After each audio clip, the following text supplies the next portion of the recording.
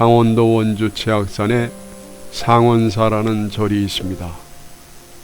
이 절은 치악산 정상 바로 아래 위치한 절로서 우리나라 사찰 중 가장 높은 곳에 있는 절이라고 합니다. 이 절의 수도를 하고 있는 스님 한 분이 있었는데 그의 이름은 계림이었습니다. 계림 스님은 낮이고 밤이고 화두를 챙기고 있었습니다. 그러던 어느 날 그는 법당 뒤로 산책을 나가다가 우연히 큰 구렁이 한 마리를 목격했습니다. 구렁이는 도끼를 품으며 꿩을 노려보고 있었습니다. 꿩은 암컷인 까틀이었습니다. 이를 본 계림 스님은 들고 있던 주장자로 구렁이를 건드려 쫓아버렸습니다. 이런 못된 놈 같으니라고 불살생을 근본으로 하는 절입 도량 내에서 살생을 하려 하다니 저리 가라 이놈. 구렁이는 계림 스님의 주장자를 보더니 그만 달아나 버렸습니다. 계림 스님은 구렁이한테 놀라 날지도 못하는 까투리를 보듬으며 멀리 날아가도록 하였습니다.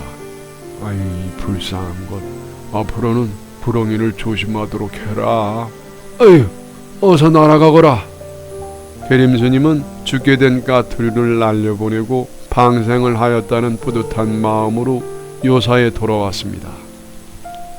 그런데 그날 저녁 삼경이 지나고 계림 스님이 홀로 정진하는 방문을 두드리는 소리가 있었습니다. 그는 방문을 배시시 열고 마루로 나갔습니다. 헌데 거기에 백발의 성성한 노인이 서 있었습니다. 어서 들어오십시오. 야심한 밤에 길을 잃으셨나 보군요. 노인이 방 안으로 들어서며 말했습니다. 나는 길을 잃은 게 아니요. 배가 고파서 들어온 것뿐이요. 그러시다면 제가 공양을 준비하도록 하겠습니다. 잠시만 기다리십시오. 계림 스님이 후원으로 나가려고 하자 노인이 팔을 들어 제지하면서 말했습니다. 아니요. 나는 밥을 먹지 못하오. 살아있는 것을 먹소. 죽은 고기도 안 먹소. 노인의 말에 계림 스님은 깜짝 놀랐습니다. 아니 그게 무슨 말씀이십니까? 죽은 고기와 밥을 드시지 않고 산 고기만 드신다니요? 나는 구렁이올시다. 오늘 낮에 까투리 한 마리를 잡아먹으려고 했는데 스님이 방해를 해서 놓쳐버리고 이제껏 굶었소. 그러니 대신 스님을 잡아먹어야겠소. 노인자께서 구렁이라니 당치도 않습니다. 잡아먹은 것은 나중이고 우선 노인장이 어째서 구렁이인지 그 사연이나 들려주면 좋겠습니다. 노인은 정색을 하며 말했습니다. 나는 전생에 이곳 상원사에서 주지로 재직하고 있었소. 한때 불사를 해야겠다는 마음을 먹고 범종을 주조하기로 했소. 시주자들로부터 화주를 했지요. 그렇게 해서 꽤 많은 불사금이 모였고 나는 그 돈으로 범종을 주조했는데 기술이 부족했던지 총소리가 영 나질 않았소. 그리고 나머지 돈은 솔직히 얘기해서 내가 혼자 착복을 하였소. 나는 그런 죄로 그만 죽어서는 구렁이의 보호를 받고 말았소이다. 그러므로 종불사란 아무나 할 수 있는 것이 아니며 또 불사금을 착복하는 죄업은 한없이 크다는 것을 알았소. 하지만 현재 나는 구렁이의 몸으로 살아가는 것이 현실이니만치 산고기를 잡아먹어야만 하오. 계림 스님은 비로소 인과가 역연하다는 것을 피부로 느꼈습니다. 계림 스님이 말했습니다. 듣고 보니 참 딱하게 되었습니다. 내가 먹이를 뺏은 것은 잘못한 일이니 한 번만 봐주십시오. 노인은 막무가내였습니다. 그러자 계림 스님은 생각했습니다. 내가 만일 이 노인에게 잡혀 먹힌다면 어떻게 수행을 할 것인가? 수행이라는 것도 기실 따지고 보면은 몸이 있고서야 가능한 일이다. 어찌되었든 사정을 해보도록 해야지. 계림 스님은 자신이 속으로 생각한 것을 털어놓으며 살려달라고 애원을 했습니다. 또 사람이 아니라도 잡아먹을 것은 얼마든지 있지 않겠느냐고도 했습니다. 그러자 노인은 한 가지 제안을 했습니다. 좋습니다. 스님께서 정 그러하시다면은 내가 한 가지 안을 제시하겠소. 노인의 제안이란 말에 다소 안심이 된 계림은 다가앉으며 물었습니다. 어떤 제안인지요? 이 상원사 법당 뒤에 가면 내가 전생에 잘못 주저하여 소리가 나지 않은 종이 있어. 만일 내일 새벽까지 그 종이 울어 소리가 나게 되면은 나는 구렁이의 몸을 벗고 다시 인간으로 태어날 수가 있소이다. 그때는 나도 열심히 정진하여 깨달음을 얻겠소이다. 계림스님은 노인의 제안을 받아들여 법당 뒷교수로 나갔습니다.